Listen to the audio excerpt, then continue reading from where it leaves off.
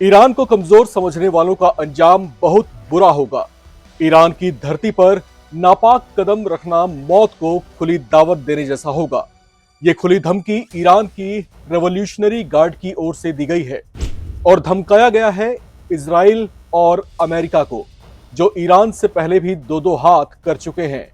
अपने प्रमुख शहरों पर इजराइल के हमले और अपने 3 न्यूक्लियर साइट फोर्डो, नतांज और इस्फहान पर अमेरिकी B-2 बॉम्बर्स के जोरदार अटैक्स झेल चुके ईरान ने अब खुद को पहले से भी ज्यादा मजबूत कर लिया है। ईरान के सर्वोच्च नेता अयातुल्ला अली खामेनेई ने अपने दुश्मनों, खासतौर से नेतन्याहू और ट्रंप को ललकारते हुए कहा है कि अगर दुश्मन ने कोई गलती की तो उसे अपने फैसले पर बहुत पछतावा होगा। खामेनेई की सेना के ये हौसले बुलंद हुए हैं एक बड़ी मिसाइल टेस्ट के बाद। बताया जा रहा है कि ईरान ने एक इंटरकॉन्टिनेंटल बैलिस्टिक मिसाइल का सफल परीक्षण किया है, जिसकी रेंज में न सिर्फ इजराइल बल्कि अमेरिका भी है। अली खामेनेई क्या किसी बड़ी सरप्राइजिंग रणनीति को अंजाम देने जा रहे हैं? क्या वे अपने शहरों और अपनी 3 न्यूक्लियर साइट्स को तबाह किए जाने का बदला लेने वाले हैं? ये सवाल इसलिए गूंज उठे हैं क्योंकि इससे ठीक 2 दिन पहले खामेनेई ने अमेरिका की डोनाल्ड ट्रंप सरकार की परमाणु वार्ता की पेशकश को ठुकराया था, जिसके बाद एक बार फिर से ईरान के साथ अमेरिका और इजराइल के टकराव का खतरा बढ़ गया है। नमस्कार, मैं हूं राम विश्वकर्मा, आप देख रहे हैं राम की रिपोर्ट। ईरान की रेवोल्यूशनरी गार्ड कोर ने धमकी दी है कि अगर दुश्मनों ने उसके देश के खिलाफ कार्रवाई की तो घातक जवाब दिया जाएगा। ईरान के सरकारी मीडिया से जारी एक बयान में ईरान के रेवोल्यूशनरी गार्ड ने कहा है कि अगर दुश्मन कोई गलती करता है तो ईरान का हाथ ऊपर होगा, वो युद्ध के मैदान में पहल करेगा और एक बार फिर घातक तरीके से जवाब भी देगा।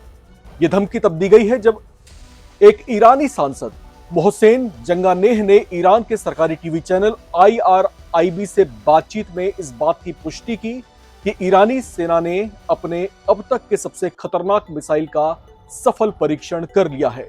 मोहसेन जंगानेह ने बातचीत में बताया कि यह एक गोपनीय परीक्षण था जिसे 18 सितंबर को पूरा किया गया और अब उस सफलता के बाद दुनिया के सामने ईरान इस बात को पूरे गौरव के साथ सार्वजनिक कर रहा है। उन्होंने कहा कि यह हमारी बेहद शक्तिशाली इंटरकॉन्टिनेंटल बैलिस्टिक मिसाइल के पहले चरण का परीक्षण था जो कि सफल रहा।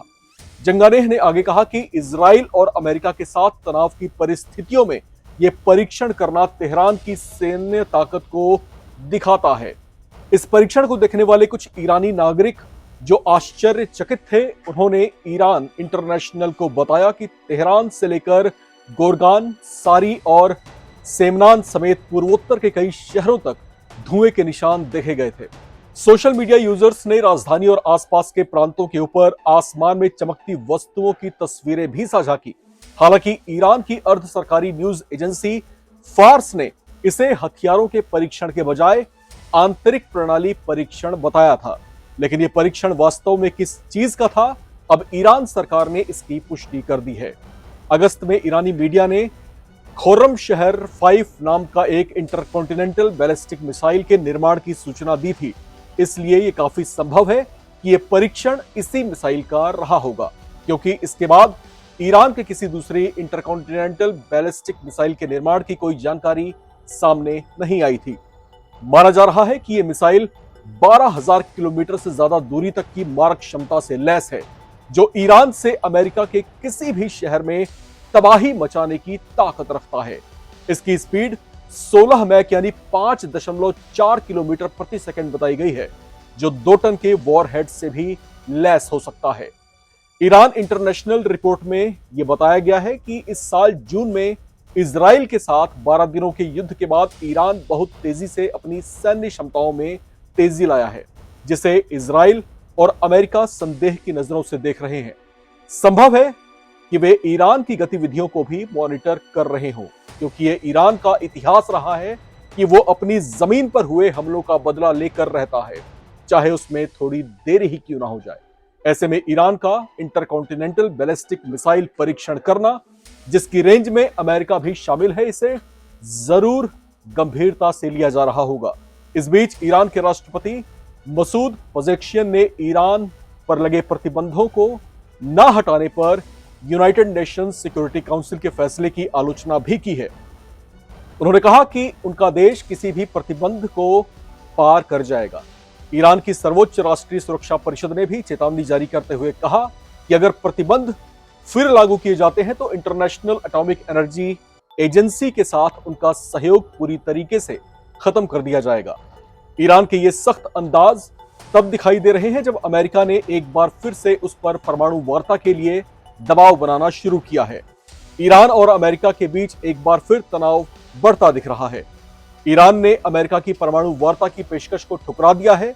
ईरान के सर्वोच्च नेता अयातुल्ला अली खामेनेई ने डोनाल्ड ट्रंप प्रशासन की ओर से परमाणु वार्ता में शामिल होने से इनकार कर दिया है। इसे लेकर अली खामेनेई ने कहा कि इस मुद्दे पर अमेरिका से बात करने का कोई लाभ नहीं होगा, बल्कि मौजूदा परिस्थितियों में इसका नुकसान ही हो सकता है। खामेनेई ने कहा कि यह नुकसान इतना बड़ा हो सकता है जिसकी जल्दी भरपाई भी नहीं होगी। ईरान को शायद इस बात का डर है कि कहीं संयुक्त राष्ट्र फिर से परमाणु प्रतिबंधों को लागू न कर दे।